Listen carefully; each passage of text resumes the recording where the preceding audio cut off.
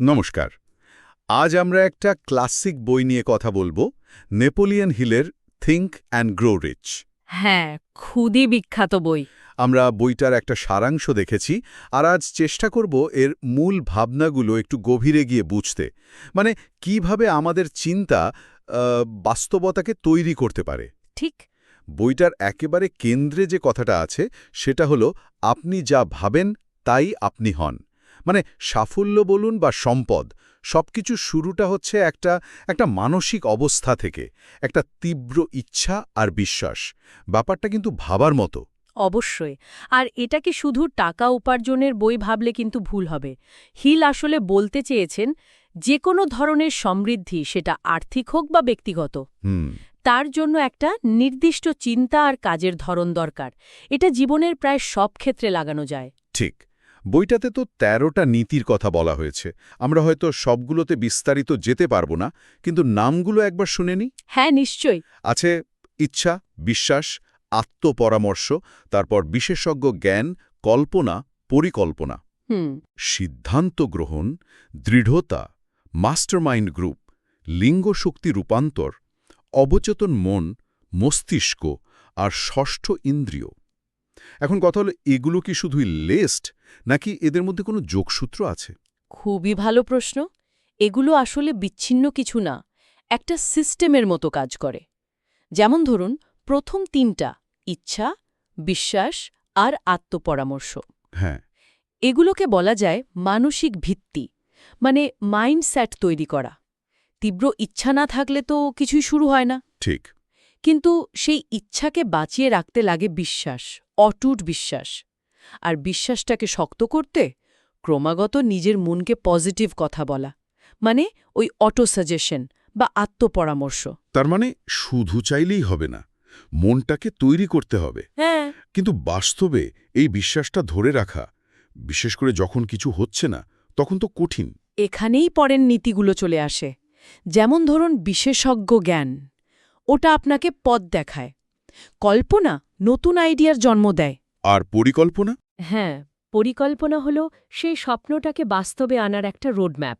কিন্তু পরিকল্পনা তো সবসময় পারফেক্ট হয় না। এখানেই দৃঢ়তা, মানে লেগে থাকার মানসিকতা। সবচেয়ে জরুরি, তাই না? ব্যর্থ হলেও ছেড়ে না দেওয়া। একদম। যে পড়ে গিয়ে আবার উঠতে পারে, সেই তো জেতে। এই দৃঢ়তার বিষয়টা আসলে খুব গুরুত্বপূর্ণ। আর এর সাথে নিশ্চয়ই মাস্টারমাইন্ড গ্রুপ, মানে সমমনা বন্ধুদের ভূমিকাটাও কম না। একা লড়ার চেয়ে সাপোর্ট পেলে। অবশ্যই। মাস্টারমাইন্ড গ্রুপ শুধু সাপোর্ট দেয় না, নতুন আইডিয়া, নতুন দৃষ্টিভঙ্গিও দেয়। এটা একটা কোল্যাবোরেশনের শক্তি। হুম, তবে হ্যাঁ, এরকম ভরসা করার মতো সাপোর্টিভ লোক খুঁজে পাওয়া আর সম্পর্কটা টিকিয়ে রাখাও কিন্তু একটা কাজ। ঠিক। আচ্ছা, আর শেষের দিকের নীতিগুলো, যেমন অবচেতন মন, মস্তিষ্ক, ষষ্ঠ ইন্দ্রিয়, এগুলো একটু রহস্যময় লাগে না? বিশেষ করে ষষ্ঠ ইন্দ্রিয়। হ্যাঁ, একটু তো লাগেই। ষষ্ঠ ইন্দ্রিয় বলতে হেলাস আসলে বুঝিয়েছেন ওই গভীর অন্তর্জ্ঞান বা ইনটিউশন, যেটা অভিজ্ঞতা থেকে আসে। ও আচ্ছা, মানে অলৌকিক কিছু নয়। সঠিক সিদ্ধান্ত নিতে দারুণ সাহায্য করে। বাহ, দারুণ ব্যাখ্যা তো। তাহলে পুরো ব্যাপারটা দাঁড়াচ্ছে, প্রথমে একটা স্পষ্ট লক্ষ্য আর তীব্র ইচ্ছা দরকার। হ্যাঁ, মানে ইচ্ছা। তারপর সেটা সত্যি করার জন্য বিশ্বাস, সেই বিশ্বাসকে কাজে লাগিয়ে জ্ঞান অর্জন, পরিকল্পনা করা আর তাড়াতাড়ি সিদ্ধান্ত নেওয়া। হুম। আর পথে বাধা এলে লেগে থাকতে হবে, মানে দৃঢ়তা। প্রয়োজনে অন্যদের সাহায্য নিতে হবে, মানে মাস্টার মাইন্ড। আর নিজের ভেতরে শক্তি আর অন্তর্জ্ঞানকে ব্যবহার করতে হবে। ঠিক ধরেছেন, এটা একটা পুরো প্যাকেজ। চিন্তাটা হলো বীজের মতো। আর বাকি নীতিগুলো? বাকিগুলো হলো সেই বীজ থেকে চারা বের করে তাকে ফলে পরিণত করার বিভিন্ন ধাপ। আর এই দর্শনটা শুধু ব্যবসায়ী বা উদ্যোক্তাদের জন্য না। যে কেউ ব্যবহার করতে পারে। হ্যাঁ, ছাত্রছাত্রী, চাকরিজীবী বা যে কেউ জীবনে উন্নতি করতে চান, তাদের সবার জন্যই এটা কাজে লাগতে পারে। তার মানে জীবনের যে কোনো লক্ষ্য পূরণের জন্যই এই মানসিক ফ্রেমওয়ার্কটা ব্যবহার করা সম্ভব। নিঃসন্দেহে। থিঙ্ক অ্যান্ড গ্রো রিচ শুধু টাকা কামানোর ফর্মুলা দেয় না। এটা শেখায় কিভাবে নিজের চিন্তা, আবেগ আর কাজকে নিয়ন্ত্রণ করে জীবনের সার্বিক সাফল্য পাওয়া যায়। এটা একটা জীবন দর্শন। আলোচনা প্রায় শেষের দিকে, তবে যাওয়ার আগে একটা প্রশ্ন বা ভাবনা রেখে যেতে চাই।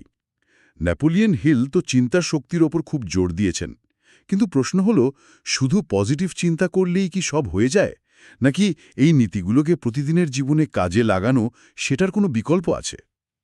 ভাবনার বিষয়।